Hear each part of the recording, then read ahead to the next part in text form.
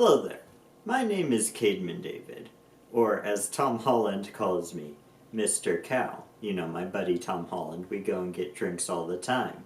That's not true, but Tom Holland, if you ever want to hit me up and get drinks, I'm down. So, let me tell you a story. Once upon a time, in the year 2009, there was an idea to make an updated, modern version of Star Trek with hot, young action actors in an alternate Star Trek universe, thus making it partially canon to the Star Trek reality and partially not.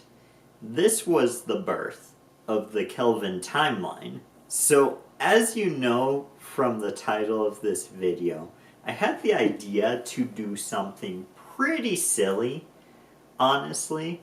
I asked myself a question.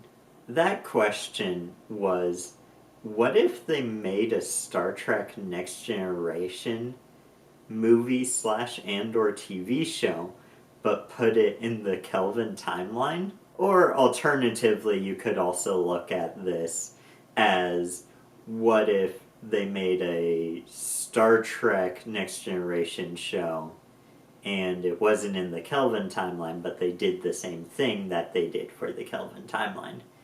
Anyway, so I figured I would do something kind of silly here. This is kind of silly, a very silly video. This is just for kicks and giggles. It's because I think it's funny. But I have decided to do you all a favor, Hollywood. I know you want to milk Star Trek for all it's worth, and I want to help you do that. So, I went ahead and made the cast list for this new updated version of Star Trek Next Generation for your new action-packed, young movie actor-filled version of the classic TV show. It's a bad idea. Please don't do it. We all know that Patrick Stewart will always be the only Captain Picard. And that's actually true for a lot of these characters. This was actually a really hard challenge for me. Because how do you cast someone who's not Brent Spiner as Data? But I did, and I think I did a pretty good job for a pretty silly idea. It's an idea, but it's pretty silly. So let's get right into it, starting with the main man, Lobo? I don't know what I'm talking about. Starting with Captain Picard.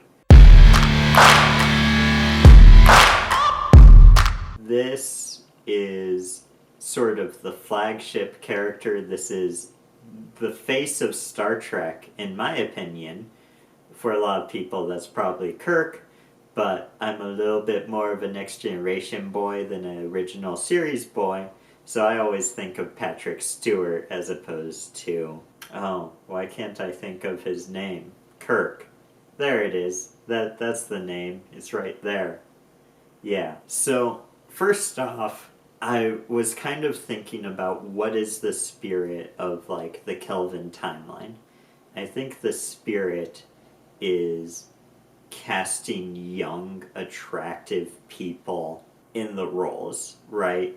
So that was kind of what I was going with.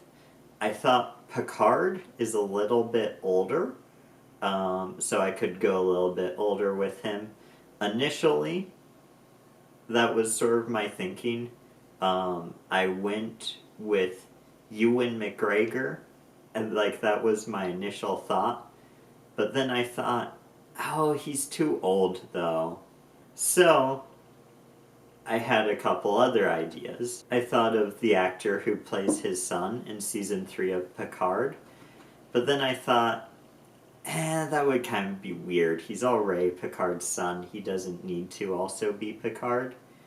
So, my final pick for Picard I wasn't really happy with, but it was the best thing I could think of. So let me know what you think of this. But I put down Matt Smith for Picard. I think he was the only actor who sort of falls in the age range that we want, and also is, very British, because Patrick Stewart, even though Picard is supposed to be a Frenchman, he plays it very British. So I wanted a British actor, and I thought Matt Smith just has enough gravitas where a lot of actors don't. So I'm not happy with that choice necessarily, but also I wouldn't be happy with any choice for this because, like I said, Picard is Patrick Stewart to me, and that's the only one who could ever play Picard to me. Next up, we have one of my favorite characters in Star Trek, William T. Riker.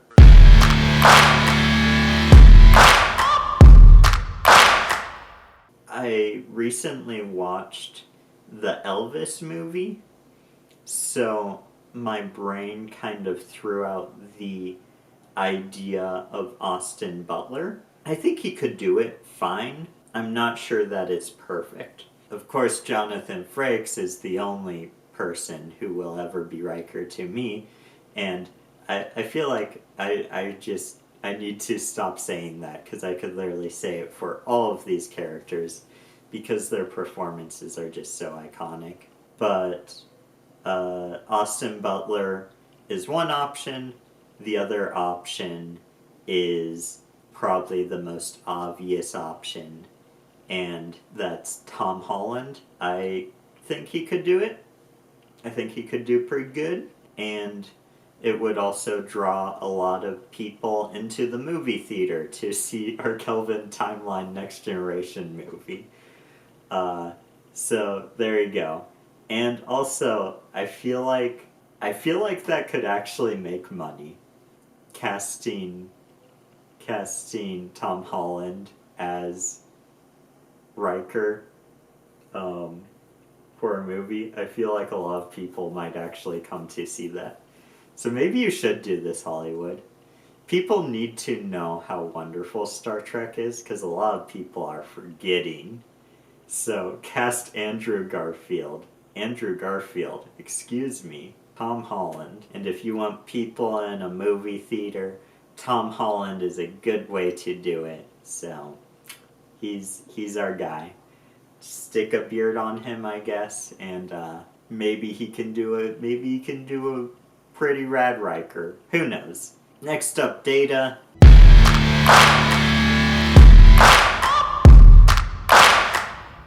Data is one of my favorite characters, not just in Star Trek, but probably in all of fiction. When I was like a really little kid watching Next Generation, I just really connected with Data for whatever reason. And a lot of that was just because of the incredible performance of Brent Spiner. So, more than any other character, I'm like, how do you replace Brent Spiner? And I thought there is one actor, only one actor, who could possibly do Data. Like if it's not Brent Spiner, it has to be this guy.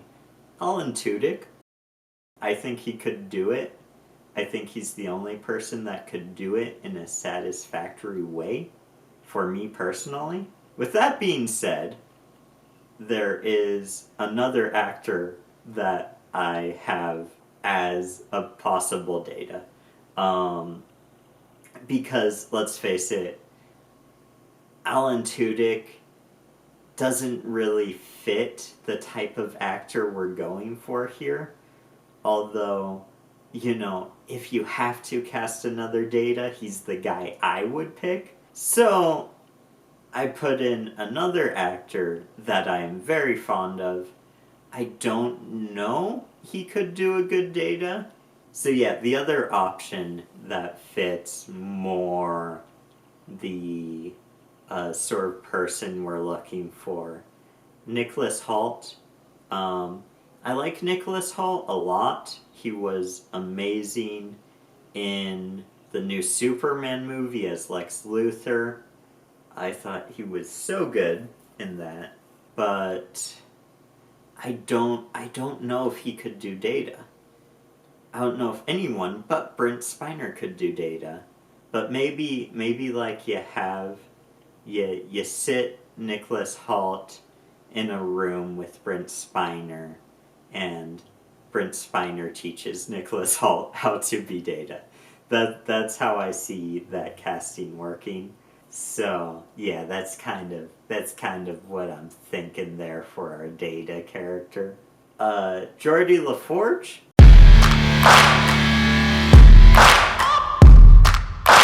I think this one, although it was one of actually the later ones I came up with, I think this one, in retrospect, is one of the most obvious. Donald Glover for Geordi La Forge. You know, I think he's like the closest thing to that type of a character we have in like this sort of like younger version of Next Generation. So yeah, I think he could do a version of Riker, you know, updated for a modern audience, because we need that. This is a very silly premise. Also fun. It's a fun, silly premise. Like the video. Yeah, Donald Glover. I think he would be the guy for the job. So that's what I'm thinking. Next up on our list, we have Worf.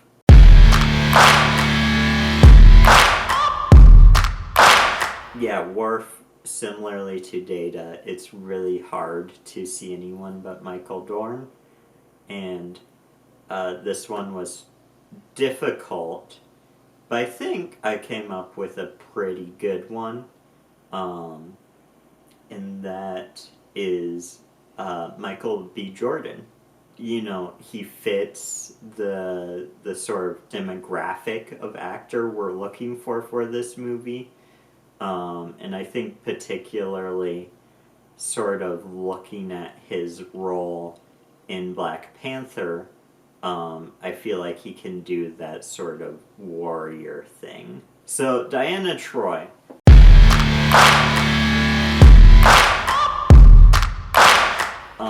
The obvious answer is Zendaya, because everyone loves Tom Holland and Zendaya together. However, there's a bit of a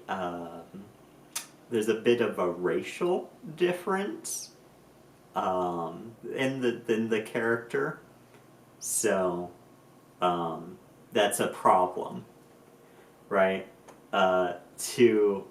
And like, this isn't me being like, oh, you can't change races. I think for things like comic book movies, you know, where it's like, this is a different version of the character.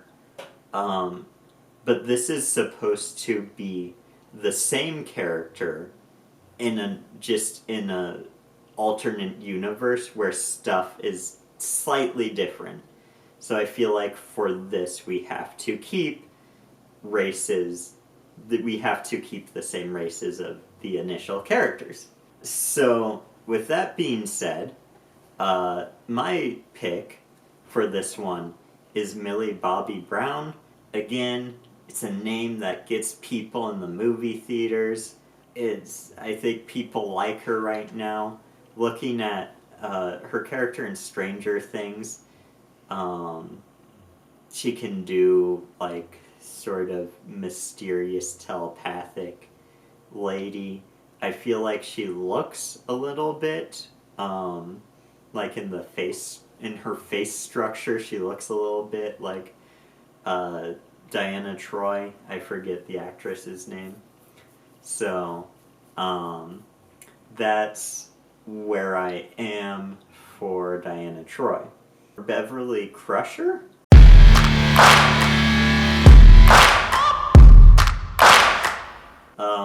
my initial thought was the woman who plays Max in Stranger Things, because of red hair, you know?